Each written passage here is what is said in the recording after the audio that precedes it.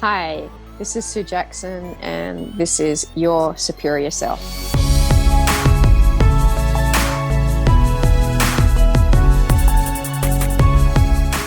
What is up, Superior Nation? Welcome back to Your Superior Self. I'm your host, Trey Downs, and I want to say thank you for taking the time. Thank you for hanging out with me today. I have a very special guest.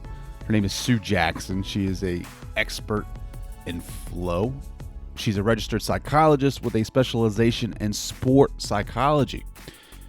And she talks about that in this episode, how sports can kind of facilitate, well, actually it does facilitate flow. And the more extreme that you get in sports, let's say from baseball to extreme skiing or snowboarding or skateboarding,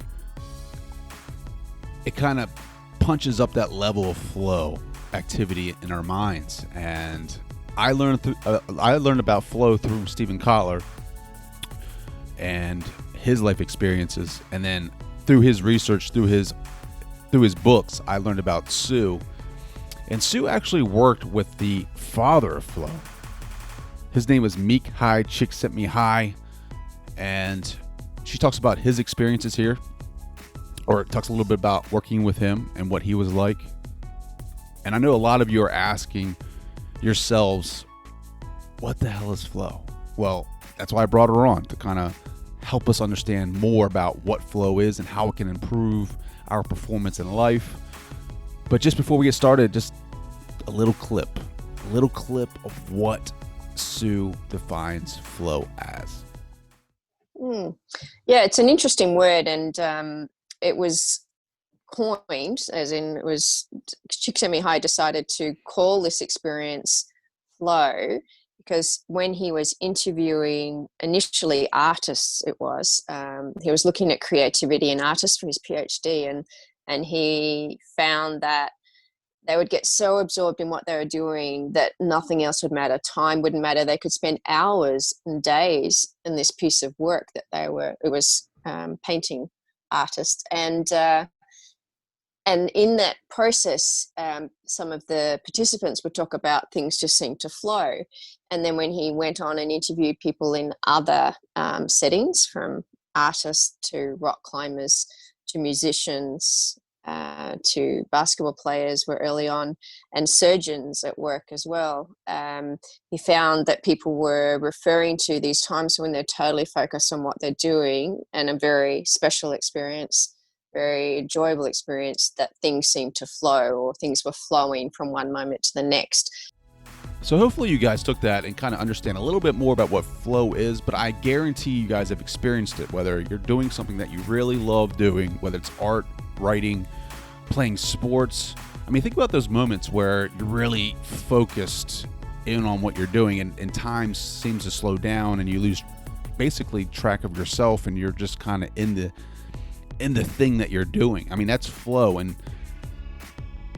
they actually have studies that focus on what the brain is actually doing in these moments, and they can tell you exactly what it is. Steven Kotler goes into depth in his books about flow and the science behind it, and the neuroscience and the evidence that supports their theories.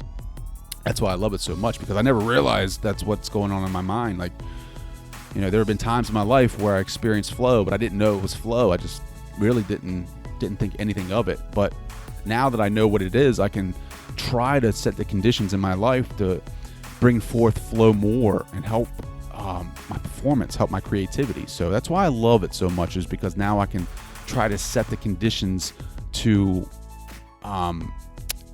experience flow. And I hope that you guys can research it more and bring more flow into your life to help you perform better at a higher level. And I thank Sue for coming on the show. We had a lot of fun. She has her Ph.D. in psychology, and I try to get her to go down a couple of rabbit holes talking about enlightenment and higher consciousness, and she did an amazing job at explaining her definition of that. And this was a fun episode for me, and I hope that you guys enjoy it. So before we get started, you guys can follow me on all social media platforms: Instagram at TDowns80, Twitter at DownsTrey. Check me out on Facebook. You can find me at yoursuperiorself.com. Check me out. Did a little changing of the website. I don't know, just doing something a little different, messing around with the creativity, getting into flow, hacking some of that flow and putting it into the website. But, you know, you can message me over there and I'll get back to you. I would love to hear about your flow experiences and how flow has influenced your life and what you're doing. So definitely send me a message.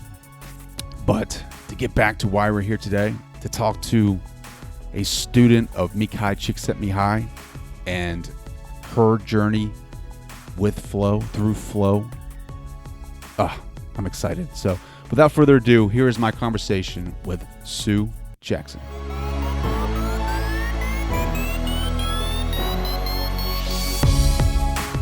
Sue, welcome to the show. Thank you so much for taking the time.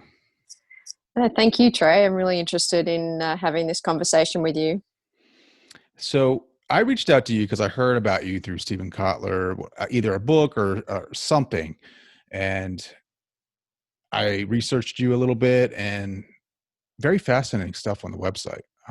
You work, is it more so with people in sports, or is it just basically everybody? Yes, it's transitioned from mostly sport to anybody that that's interested in working with me. I work as a practicing psychologist. I come from an academic background, worked in university settings after my Ph.D, and then have transitioned into a practitioner role, which was what I had in mind when I embarked on my grad studies, was to be a practitioner, but then I got very interested in the research side of things. So then had a little side journey there, and my research focus was flow. And now I incorporate flow into my work with people, with individuals and groups. That's amazing. So those who don't know about flow, it's I just learned about it as well, so don't feel bad. The founder of flow is Mihaly Csikszentmihalyi, and you actually worked with him. Yes, that's right. So just a bit of background on me, if you would like. Sure. I'm from Sydney, Australia, currently residing in Queensland, Australia, and I did my first degree in human movement education and psychology, and I taught physical education for a little bit. Then I found out about this field of sports psychology. So this is in the mid-'80s, and it was just a burgeoning field at that time, mostly in North America. So then I went to University of Illinois, where they had a strong sports psychology program, and I did my master's there. And it was while doing my master's that I read Csikszentmihalyi's first book, which was published in 1975. And the title of that book is Beyond Boredom and Anxiety. And that was, reading that book was, for me, like life-changing, in that I had not had a language to describe those moments of flow, which we'll get into. And so it then directed me into, that's what I was going to do for my master's. And then I went on and did my PhD in that area as well, at that time at the University of North Carolina at Greensboro. And when I was at the University of Illinois, I decided to try making contact with Mihaly, or Mike, as he is known in North America, Csikszentmihalyi, who was at the University of Chicago. So he'd moved there from Italy. He's Hungarian born. I believe he was living in Italy and moved across to the US and did his own studies, and then became a professor there in the psychology department. And so due to the proximity of where I was at University of Illinois at Urbana-Champaign, and Mike being in Chicago, I did get to meet him, and he's very interested in sport, and I was wanting to look at flow in athletes in sport, having come from a sporting background. And he also had a strong interest in sport, and he was very kind and generous to offer his insights and time, and we kept that connection going. And then I did my PhD on flow in elite athletes, and then subsequent to that, we wrote a book together called Flow in Sports. And so that's how that connection came about. That's amazing, like flow in sports, because that's where I think I've experienced it the most in my life. Like there have been times where I played, American football and I was a wide receiver. And there's been times where, I've laid out for a pass, or I dove towards something like the ball or a Mm-hmm. tackle or something like that. And there have been times where time is slowed down, things start to move in slow motion. Like I just couldn't explain it. Right. Like I was just, I don't know. I just thought it was part of the game.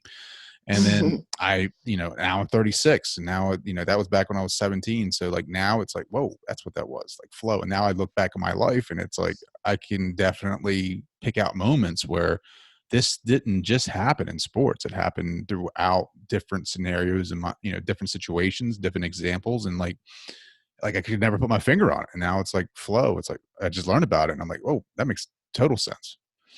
Yeah, yeah, that's kind of how I think most people come to it. Is they're experiencing flow in what they do without actually realizing it, and it might be infrequent, or it could be that someone has the good fortune and skill, because it is a skill, to experience flow frequently in what they do, and then once they hear about this flow concept and then it's explained to them and illustrated and so on, then they like go, oh, aha, yeah, I can connect those most special moments, perhaps special because of how enjoyable it was to be fully focused on what you're doing, and or because you perform at your highest level when you're in flow, and so they tend to be regarded as really important moments and experiences in our lives. And then once we have a language to be able to,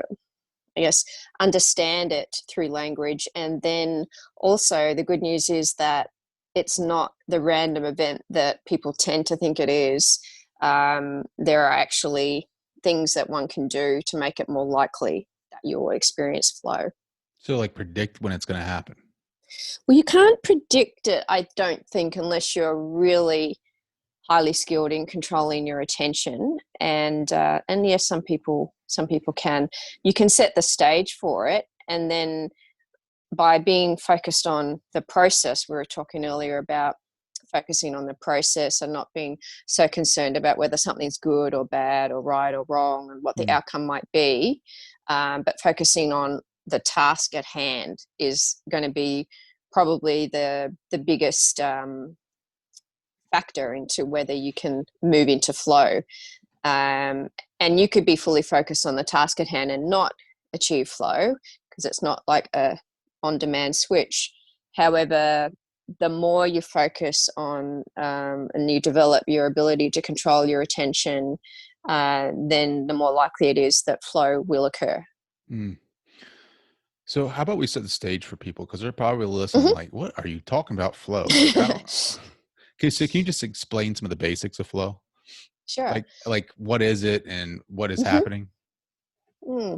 Yeah, it's an interesting word, and it was coined, as in it was Csikszentmihalyi decided to call this experience flow because when he was interviewing initially artists, he was looking at creativity in artists for his PhD, and he found that they would get so absorbed in what they were doing that nothing else would matter. Time wouldn't matter. They could spend hours and days in this piece of work that it was painting artists. And in that process, some of the participants would talk about things just seemed to flow. And then when he went on and interviewed people in other settings, from artists to rock climbers to musicians, to basketball players were early on, and surgeons at work as well. He found that people were referring to these times when they're totally focused on what they're doing and a very special experience, very enjoyable experience, that things seemed to flow, or things were flowing from one moment to the next. So that's how the term came about. And what is it? It's a time when you are totally focused on what you're doing, and there are other characteristics that come about with that. So you tend to lose self-consciousness. You may lose track of time. You get very absorbed in what you're doing to the extent that you might stop this whole process of like reflecting and analyzing on yourself performing a task. You're just totally in the task. And then afterwards, it tends to be regarded as, wow, that was a really positive experience, that I felt really good. I felt strong, powerful, in control. And you tend to perform at your best level when you're in flow. Mm. Now, I was reading some research on it. So like some of the science is like what Stephen Kotler says is the prefrontal cortex that shuts down. So that's a sense of self, right? Yeah, I think we're still in the early stages in terms of the research, understanding what's actually on in different parts of the brain.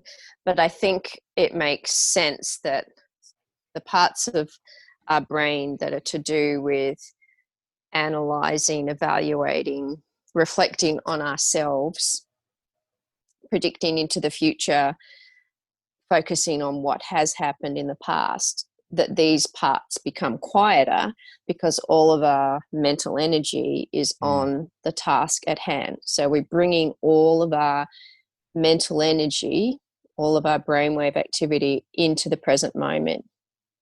And just on that, we might talk about this later, but this bringing of your focus to the present moment is what mindfulness is. And so I find that there's a great synergy between flow and mindfulness. And if I'm working with someone, then I'll probably be training skills in mindfulness and encouraging this way of being in the present moment to help with getting into flow. That's great, because that freaking ego, man, I'm telling you what, if we can get rid of that whenever I'm doing art, like, that's great, because that's like my biggest critic is my ego, like Exactly. I get into this state of, what are you doing that for? Why are you doing blah, blah, blah? Yeah. And then when that shuts down, now I'm free to work. Like, you said the mindset is more flowy, right? Like it's ideas flow and they come and I don't judge them and I put it out there, and it's great. I love it. Yeah. Now you said that you can kind of set the conditions for flow, but it's not something you can predict. Your flow center, right? Like you help other people obtain flow, right? Is that what you That's do? Like, do the you help philosophy set there. them? Yeah. Do you help set the conditions for them, or do you kind of give them daily habits to kind of put them in flow? Yeah, it's an interesting question. If I'm working individually with someone, yes, it's about cultivating daily habits or a regular way of developing a skill, because what we're teaching in psychology, particularly positive or performance psychology, which is all about helping people move from where they are to a better place, no matter where that is. So the focus is on moving forward. We're teaching skills. And so the good news is everybody can improve, because a skill is something that by definition, if you practice it, you'll get better at it. And then with the work that I do and the work that I do for the Flow Center, we are focused on trying to help people, one, understand flow, and then two, to make it more accessible. So in the Flow Center, we have developed what is called a pathway to flow, which is a series of steps that we would talk to people about and help them develop skills in each of these sub areas. So there's 3 steps, and then within the steps there's sub steps and so on, more specific categories. And so there's this model that one can follow. And so with the Flow Center, we're very much about trying to educate people, so increase awareness of flow, and then help people that are interested in being able to access this state and experience it and build on it. Now, I'm also reading your website. You do a lot with yoga too. Yeah, so as well as psychology, I have a background as a yoga and meditation teacher, and I like to incorporate what we can learn about mind-body connection through the ancient traditions of yoga and meditation that go back way longer than this psychological concept of flow or the psychological concept of mindfulness that's known in the West now and is very popular. Goes back thousands of years to when the yogis were first developing this practice, which has come to be called yoga. Mm. I'm hitting on all topics tonight with you, like You are. meditation, yoga, Yeah. flow. Like I love it. Like this is great. So Yeah, I like to draw on whatever is useful information to help us understand what we're doing in mm, life, and to do it better. Like I'm interested in improvement and in it's not like being better than someone else, but being the best you mm. that you can be, which You are which yourself, is right? yours. I was just thinking that's probably what you're doing with your podcast, is you're focused on that. I love it. Yeah. The mindfulness and the whole idea. Well, so my problem was for the longest time was like I fell into the ego. Like I never knew the difference between the ego and the self. Like I always thought that I Mm, was the ego. Like I always thought that I mm, was the monkeys in the head. Like I always thought mm-hmm. I just Yeah. got done reading a book called Driven by Dr. Doug Brackman, who's an excellent guy. He's helped me, realize that I have this warrior type of, not a warrior, excuse me, hunter mindset, right? Like you, the hunter gatherer, the farmer.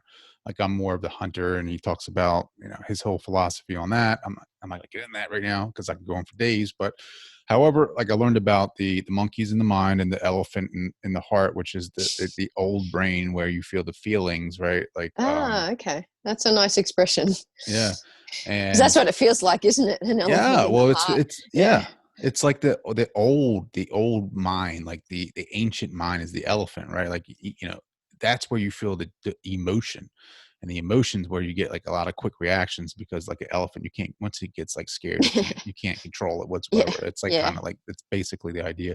And then the monkeys in the mind is like they're always chattering and chattering and Yeah. chattering, Yeah. Yeah. and it's like what are you doing? Why are you doing this? You're not good enough. Why blah blah blah, and it's like it's exactly how I feel. And then to realize that I'm not any of that, that I'm something higher than that. Exactly.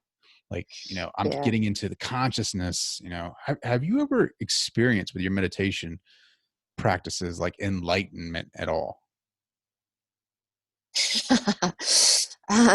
Enlightenment. How are you defining it? Well, I mean, like, an awareness of a higher consciousness. Right. I think I've touched it briefly, Mm, but I think that I probably have a long way to go before I could confidently say that I've experienced enlightenment. Certainly in some traditions that mindfulness is based on, Buddhist traditions, enlightenment is an end goal. is that your end And goal? Like, or is it more so like a no, quieting of the mind for yes. creativity and daily Yeah. events? It's a very interesting question that I haven't been asked before, and I don't think I've ever had, to this point in my life anyway, a goal of enlightenment. I guess I felt like it's out of reach, based on my understanding of enlightenment, but Mm. perhaps that's a What's your limiting understanding of perspective. enlightenment? I think that maybe if we go down that path, we're going to move away from flow. Well, I think But flow. I don't know. I mean, we don't have to talk about that, but I think enlightenment it is a part of flow. I think it's experiencing different states of consciousness. I think it's yeah, experiencing I different think, states of yourself. I think flow has a yeah, lot to yeah, do with it. absolutely. Well, I think that experiencing different states of consciousness, that very much ties into flow, and I think that what flow is defined as is as an optimal state of consciousness, and I think that enlightenment is It's like your it's just a, optimum. It's like your optimal spirit, like whatever, however you want to word that. Like yeah, flow is like the human, optimal human performance, and then like enlightenment is optimal spiritual performance. I don't know. It's something I don't know if you want to compare it like that, but it's definitely, I don't know. I've been doing a lot of research on enlightenment and how to obtain it okay, all naturally, right, not with you know psychedelics or plant based. Just because yeah, yeah, yeah, I feel like that for some reason, there's going to be a big uptick in usage, and I feel like people are going to probably, I don't know. I mean, I know Johns Hopkins is doing a lot of research in psychedelics and therapy sessions of that nature. However, I want to experience. I've heard of people experiencing enlightenment naturally through meditation practices and altering, consciousness without any type of help from supplements or anything like that. Mm. So like I've just been studying different ways, like, Zen meditation, where you try to Hmm. eliminate the thoughts entirely, which is very hard, but it's I could see where they're going with that. And then, like the meditation that I use regularly is, I count the breath. I try to be present in the Hmm. moment. Right. I don't know if that's something you practice or not. Yeah, totally. Yeah, Mm, absolutely. The breath is, I think, a fantastic way to access the present moment. And I think that maybe it's a matter of terminology and in terms of this concept enlightenment. So a Buddhist definition of enlightenment would perhaps be different to a more everyday mm, definition of enlightenment. So it might come down to like definition of terms. Um, but when I think of enlightenment, I guess I'm thinking more of the Buddhist definition of it. mm. Yeah. I'm not trying to put you on the spot. I love talking about it. Oh no, I I know think you're the flow expert. I just think yeah, it might all tie together. Like I've been doing a lot of yeah. research with like neuroscience and stuff too. Like a buddy of mine, Sean Webb, he wrote a book called Mind Hacking Happiness, and he has a lot of techniques in there where you can actually turn your mind in on itself and see the mind thinking and be the observer. And he talks about his his enlightenment experience. Okay. And I had him on a past episode, and he's talking about, I don't know. You know what? Let's just stick to flow, because it's like I'm opening a rabbit hole where I love this stuff. I'm passionate about neuroscience and learning more about the brain, because I had this limited belief that, like, I know for the longest time I was like, I can't do that. Like I could never go back to school. I had this, I can't do that because I don't have the mental capacity or the mental ability to do that. But it was only a story that I told myself. And then like the more that I research it, the more that I study the mind, the more that I study the science, is that you can completely rewire your brain. If and it's true, if you don't do certain things to keep your mind sharp, like it eliminates itself. And so like I'm really big into like doing different things to build Mm, my creativity. mm. Writing with my left hand, brushing my teeth Oh, with my okay. left hand. Yeah, great. Mind practices where it keeps me fresh, so I can think outside the box. Um, and you have a PhD in this stuff, right? I mean, this stuff to you is, I mean, at what point do you like, I don't know, do you come up with a lot of new stuff for that kind, like creativity, Do I come up with a lot of new ways of like doing new things, do you mean? practices and, I don't know, daily habits to help you? Yeah, I mean, I think that the breath is like focusing on the breathing is a really great place to start for anyone that's interested in cultivating a daily habit that's going to help them be more in the present moment, which may then be a pathway to flow. In fact, it is a Mm, pathway to flow, but we haven't talked about like the conditions for flow, which I'm happy to, but just to emphasize that flow isn't an easy state to attain. Just like being, as you would know from your own practice with meditation, like it's not easy to stay in the present moment for a minute, let alone 5 minutes or 30 minutes or 1 hour. And you're mentioning earlier that in sport is where you found flow, and I think that once we do talk about, if we do the conditions of flow, the way that sport is structured as an activity, it facilitates us getting totally involved and therefore more likely to experience flow than some other activities that we engage in. Why is that though? Like sports, because like Steven talks about that in his books, where it was like he noticed it with extreme sports, right? Like snowboarding and Mm, skiing. yeah. Well, extreme sports is the very upper end where Stephen will talk about you're in flow or you die. And the reason, my understanding of the reason why Stephen Kotler looked at extreme sport athletes to understand flow was because the stakes are so high with people that are engaging in extreme sports, that if they aren't totally focused in the present moment, then yes, death is a real reality. And therefore, his premise was that adventure or extreme sport athletes, they'll be the people that have learnt, in his terms, to hack into flow, like, because it's a necessity. Like, it's not a necessity that we experience flow in our lives, however, for most of us. However, it enriches our life so much, and it allows us to accomplish so much more than what we would otherwise be able to accomplish.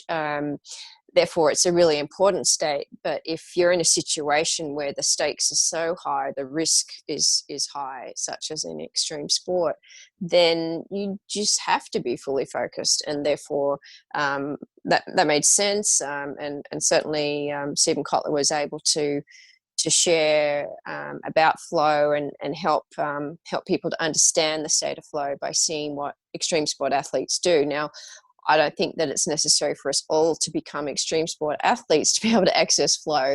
I wouldn't be recommending that in any way. I think they're a special breed of people. However, we can all, by finding an activity that we enjoy and that involves skill, that requires skill to complete the activity, we can access flow. And for sport, and if you like, the main precondition of flow, which, if you'd like, I can talk about that. Sure. Well, he says, Yeah. he said flow follows focus. And I think he says there's 17 triggers. However, one might be the biggest one, main one is like risk or something like that. That's what he says. I don't. Well, this is a model that Stephen would have put together from his work with extreme sport athletes. But the model that I work from is Csikszentmihalyi's model. So Csikszentmihalyi has developed a model of flow, and what we're doing at the Flow Center is very much based on that model and on the research that's been conducted in this area of flow. Flow is an area of psychology research. And Csikszentmihalyi began this research in the 1970s. So it's not like new. It's just that there's still not, I think, a widespread awareness about flow. But, so really applaud what you're doing in helping your listeners to have an awareness of flow. And then hopefully they'll be curious to explore it more in their lives and might want to take some steps to make it more likely to experience flow. So I'm looking at the flow model now, and it's kind of like experience, behavior, and solution, and then reset. Can you kind of explain, maybe give it a visual of this? Yeah, sure. So I'll probably talk. I don't know. Are you talking about Steve Kotler's model of flow there? The Flow Center. I think it's on your website. The Flow Center. Oh, okay. Yeah. But I'm just going to take a step back even further to the model of flow that Csikszentmihalyi has developed, and what we do at the Flow Center is we're trying to put that into a language that creates a set of steps that can be followed to experience flow. But I think it's important to understand the conceptual foundation of flow, and the key aspect here, which is built into our pathway to flow in the Flow Center, is that there's a balance between the challenges and skills in a situation. So to experience flow, that is a requirement. It's seen as a necessity, and there are some exceptions to this, but as a general rule, to experience flow, the individual needs to put themselves in a challenging situation that requires a high skill level. And when you get a high challenge and a high skill, those two are matched, and the challenge is just slightly outweighing the skill, so that you're being moved forward, then that's when you can experience flow. So going back to in sport is inherently built for flow, because take any sport that you like, there's a set of challenges, a set of graded challenges that as you become more skilled at the sport, and there are specific skills that you develop, which are physical skills, which are technical skills, which are strategic skills and mental skills to be a good performer in your sport. So as you're getting more skilled, you'll go up. So you might start in a beginner's level of performance and grading, and then you might go up to intermediate, and then you might go to advanced, and then you might go to elite, or you might go through different levels in a league of the sport that you're playing. So there's always a next level, and as we see when we get to the Olympics, there's always a next level. Records are broken, and if we can just take away that drugs can influence that, which obviously they do, and we're looking at natural performance, it's always pushing the edge. There seems to be the potential for us to, if the more that we become skilled and the more that we put ourselves in that situation of challenge, there's this potential for us to keep growing, to get better at what we do. And then we see that in outstanding performances in sport and in other domains as well. But sport also is a very visual one, and one that people can see. You can be watching at the moment the Australian Open tennis is on, and so you got the best tennis players in the world here, and you can see when they're upping their game and rising to the challenge, and also staying focused on what they're doing rather than getting themselves into a state because they're frustrated or angry, which is going to take their focus away, or they might be thinking about the next set already, and again that's going to detract from their performance. But we can see in sport, when somebody is totally focused on what they're doing, you can probably see that that's a challenging situation, and they're skilled. And they're able to let go of the ego that you're talking about, and that will stop you from getting totally involved, because the ego will always be asking questions, like, are you good enough? Or, when's this going to be over? This is hurting, or I don't think I can do this. All of these monkey mind thoughts are taking your focus away from the task. And so sport, at one end, at the extreme sport end, if you don't focus on the task, you could injure yourself or die. In other sports, you may injure yourself, or you simply won't be able to meet the challenge. And so the higher you progress in sport, the higher that challenge is, and the more is demanded of you, both physically but also mentally. Like, we often look at the physical attributes of sports, men and women at the top of their sport, and focus on that, because we can't see the psychology, the psychological profile of somebody. But without that, they're not going to be able to perform, because they won't be focusing their attention. So it doesn't matter like how gifted you might be physically, if you don't focus your attention and you go into a challenging situation, you're not going to be able to perform well. I love that.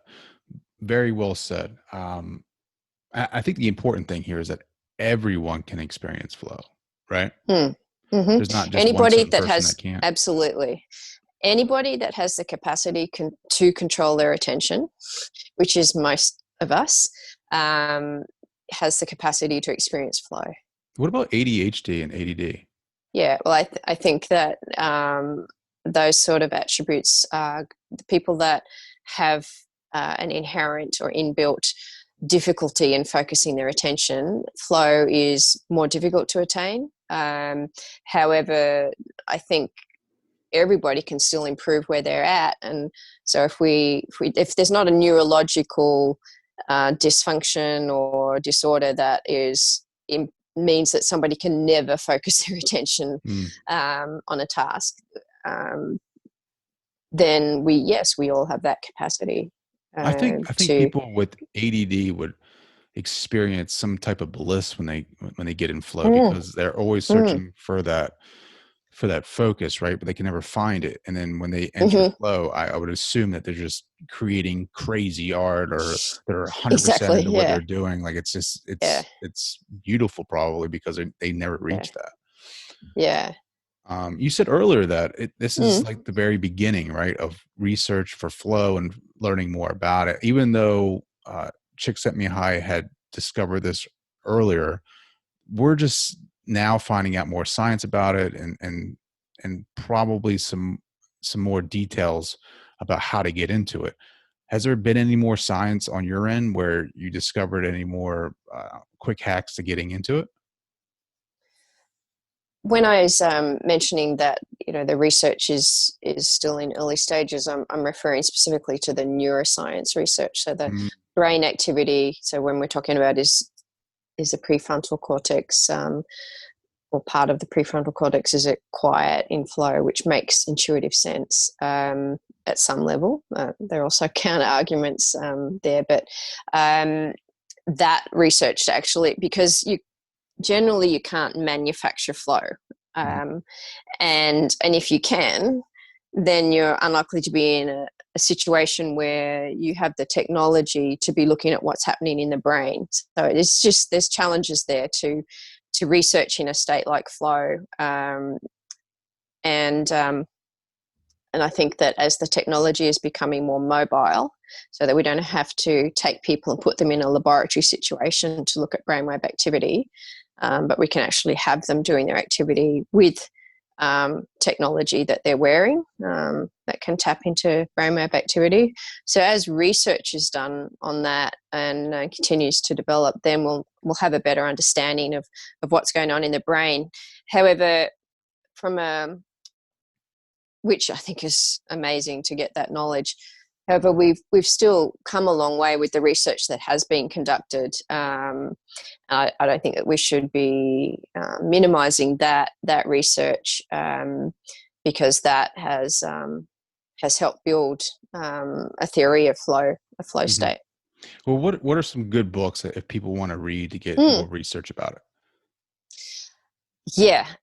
So the book that I really like is the first book I read, which was published in 1975, and it's called Beyond Boredom and Anxiety.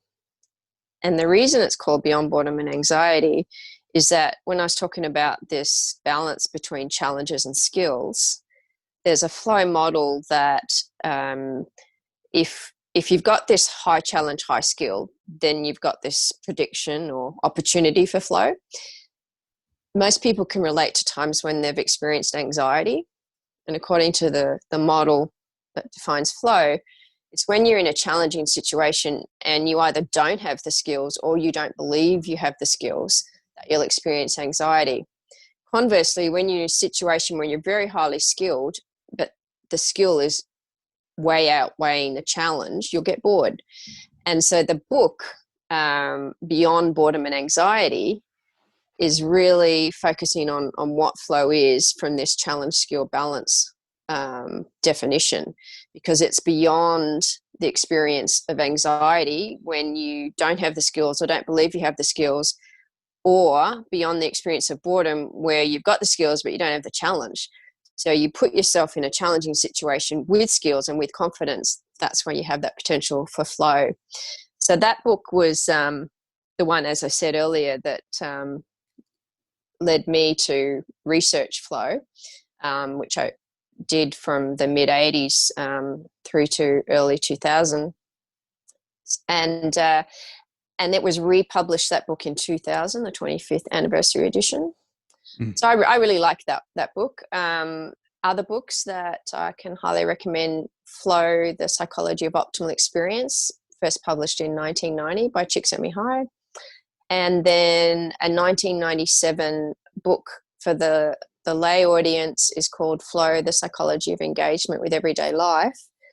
In 1999, Csikszentmihalyi and I published Flow in Sports, The Keys to Optimal Experiences and Performances, and we brought together our respective research knowledge and also life knowledge from having been involved in sport and working with athletes and so on. And that book is very much a practical book about how to understand flow and how to make flow more likely. And whether sport's your thing or it might be some other performance domain, that the information in there is still relevant at a practical level.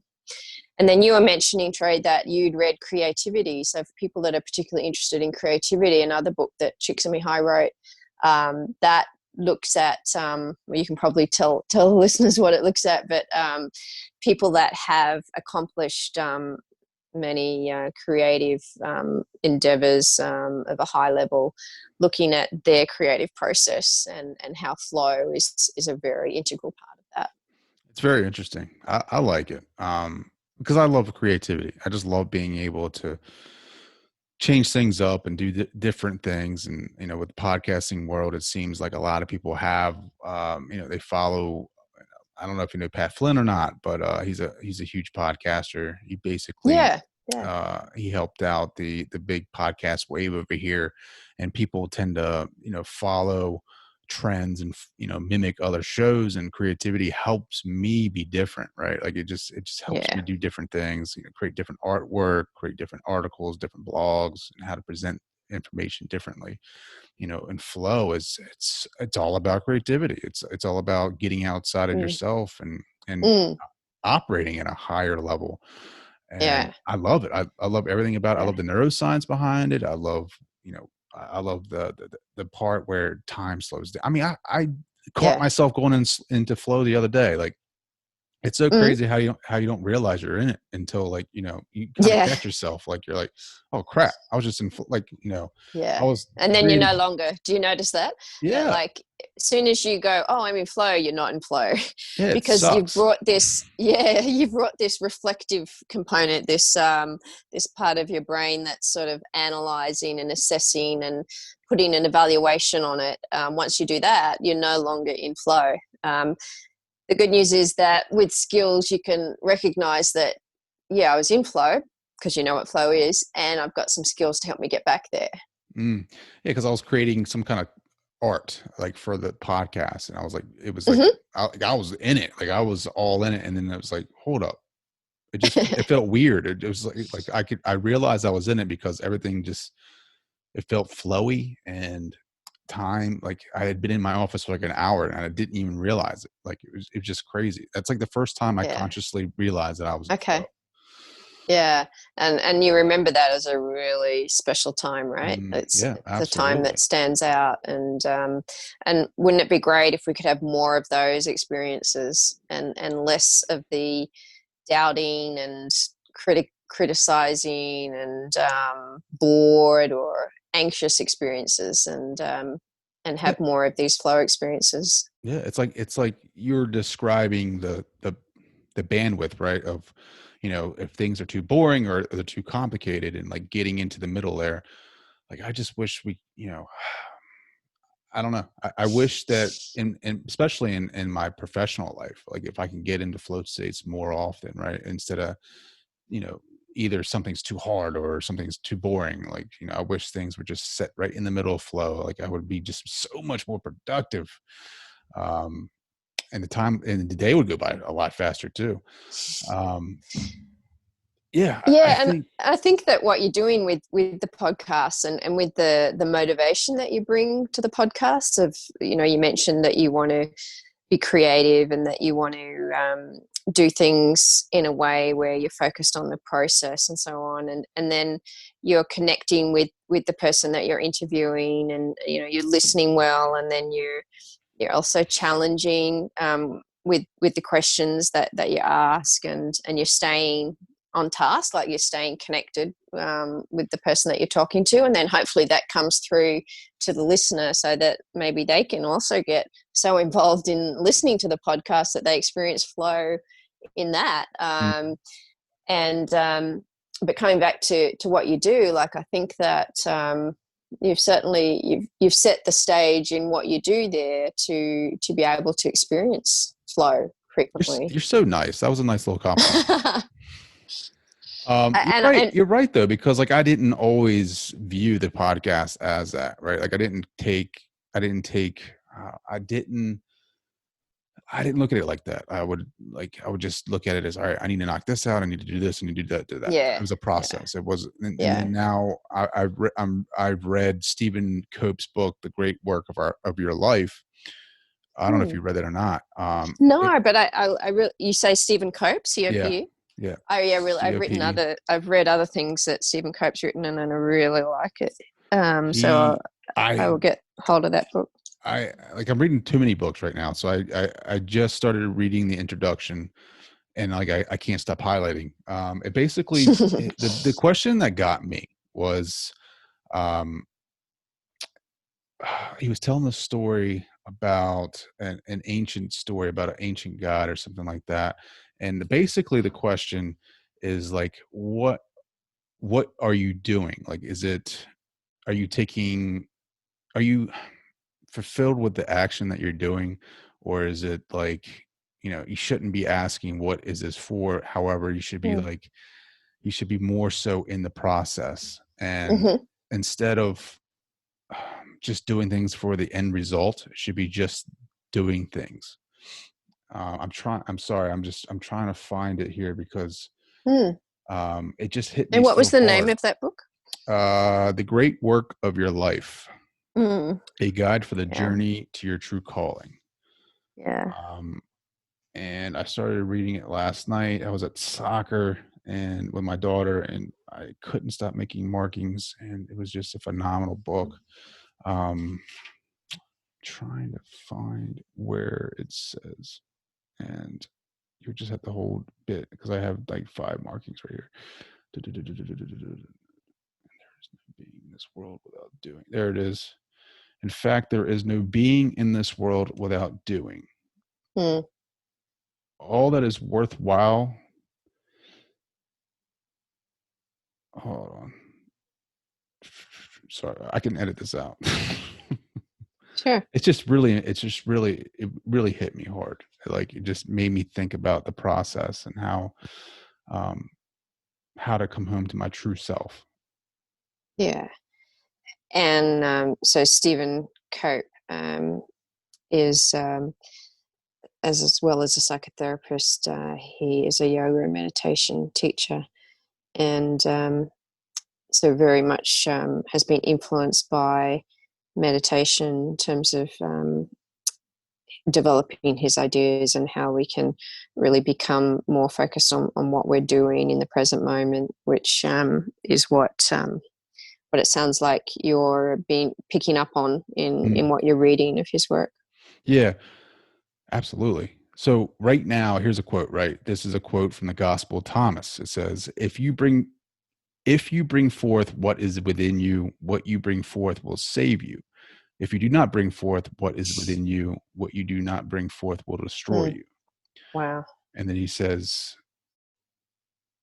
am I living fully right now? Am I bringing forth everything I can bring forth? Am I digging down into that inner treasure house that I know is there, the trove of genius? Am I living my life's calling? Am I willing to go to the lengths to offer my genius to the world? And that's what it's about. It's not the reward. It's not about the celebrations. It's about that. Are you living fully and bringing forth your treasure? That's very powerful. Yeah. I mean, that got me big time, because I was, like I said, I was just all about the process, and then I was just doing it. And then I started I started appreciating the process, like actually doing it, and then trying to challenge myself more into being different, and then putting myself more into it, and trying to put my essence in it and not caring about the result. And it's helped me. I mean, it just feels like a weight has been lifted off my shoulders. Yeah, it's very true. That, I mean, you've written a book. I mean, you know how it is. I mean, you're writing something, and people are going to read it, and there's going to be people that like it, and there's going to be people that don't like it. It doesn't matter. It's like, in that book, in that statement, it's basically your book. It's like, are you putting your true being into that? Like, are you digging down deep enough and trying your best just to put yourself in that process?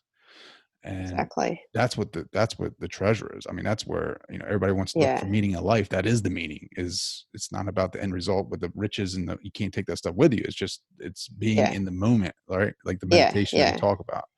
Sorry, I Yeah. just love this. I love this No, focus. I love this.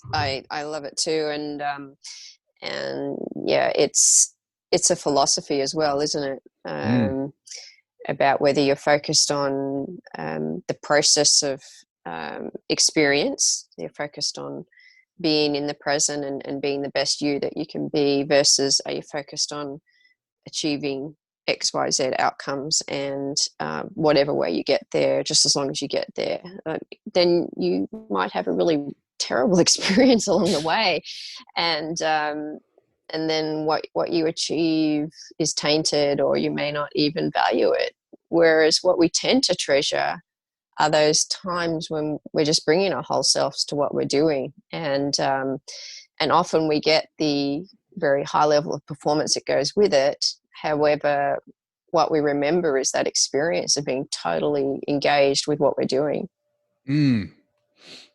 But it feels and good too. what that leads to, in terms of that creative process for you, and then like new ways and new perspectives that you move forward with. Mm. Yeah, I know when I'm doing something that I'm supposed to be doing, and when I put my entire being, it's like an energy around me that I can just feel this positivity, this greatness. I don't know what it is. It's just like you just have this knowing of, I'm supposed to be doing this right now. It's like an insane feeling. And then Yeah, when you're that doing is that, true. when Yeah. you're doing that, the energy around you, like it just catches fire. Other people start feeling that energy and they feed off it. It's like that group flow part, right? Yeah, yeah, that is. I was thinking that as well when you were saying that, but there is this knowing, and then accepting as well, and allowing yourself to become absorbed in what you're doing, and to let go of that ego part of ourselves that's always wanting to explain or rationalize or evaluate or predict. Or put us down. Oh, yeah, absolutely. But it's so crazy how Yeah, much we don't realize how little we're in the present. Like we're so either in the past or the future. Like yeah. we're not in the present unless we're in flow or doing something that we really care about.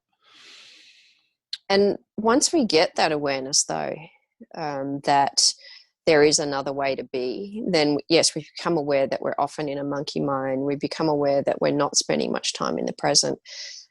But then we get really good at being aware of where we are in our experience in terms of, is it present, past, or future?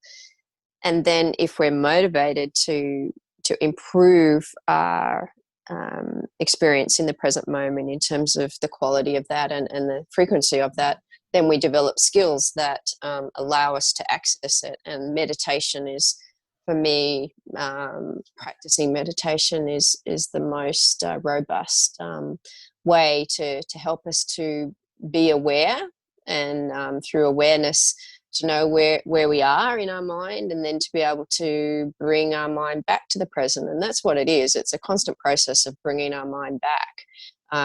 But we get better at noticing more quickly that our mind isn't in the present. And then we also, by dropping the ego, we're more able to bring ourselves back, rather than beating ourselves up mentally about, well, there you go again, thinking about 5 different things when you're doing this particular task at the moment. You just drop that, and it's like, oh, I'm not in the present, bring it back. And the breath is a great way to bring it back, that everybody, obviously, that's alive can access the breathing as a way of coming back to the present. You're crushing this interview. You know that, right? We're in flow. Yeah. There you go. Like an hour just went by and I didn't even realize it. Yeah, likewise. I didn't either. And so I think that if reflecting on the interview, having an openness to what might unfold, not having too much of an agenda, and being able to connect with what's happening in the present moment in terms of where the conversation's going, and being open to exploring ideas and perspectives other than your own, yeah, it's been a fun experience. So how can people connect with you, Sue? My website is bodyandmindflow.com.au, and that's also my email address. I'm on Facebook and Instagram as well, and so people can connect with me through Facebook, Body and Mind Flow, and also through Instagram, which is Sue Jackson _flow. Well, I like the page on Facebook, so look out for my like there.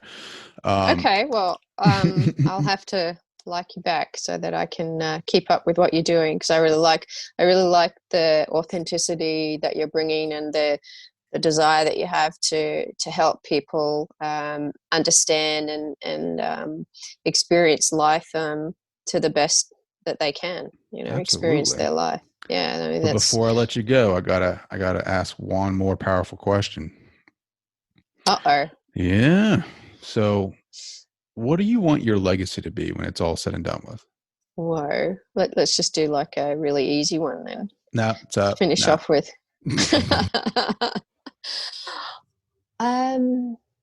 Again, it is not a question I've been asked. I probably thought about it a bit. Well, what comes to your mind, the first thing, without any resistance, like with whatever feels great, like whenever, like when you think about it, like it flows out of you. I think it's about, for myself, being the best me I can be, which I've learned over time is less about doing and more about being, and where we are in mind and body, and developing that awareness and that ability to be in the present, and then seeing how that allows flow to unfold for myself, and then being able to help other people to tap into flow and to tap into this whole concept of being in the present moment, and how that makes our life much richer. Couldn't have said it better myself. Sue Jackson, thank you so much. Thank you so much for coming on the show. This has been fascinating. It's been an honor to have you on.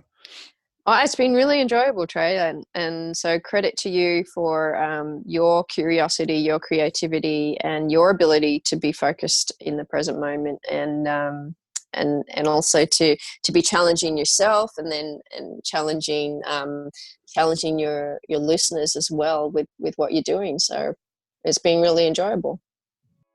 I want to say thank you to Sue Jackson for joining the show and hanging out and teaching us more about flow. And I hope that some of you who have not heard about flow before become interested and research it more. Thank you to you, the listener, for downloading, and thank you to the fans who are loyal to the show and download every week and write comments and share the episodes. You guys are amazing. Thank you for your support. Kara enjoys the process, enjoys sitting in the office/studio and producing the episodes with me. This has been a fun episode for me, you guys. I really am into psychology and human performance. So thank you guys for hanging out, and I will talk to you guys later.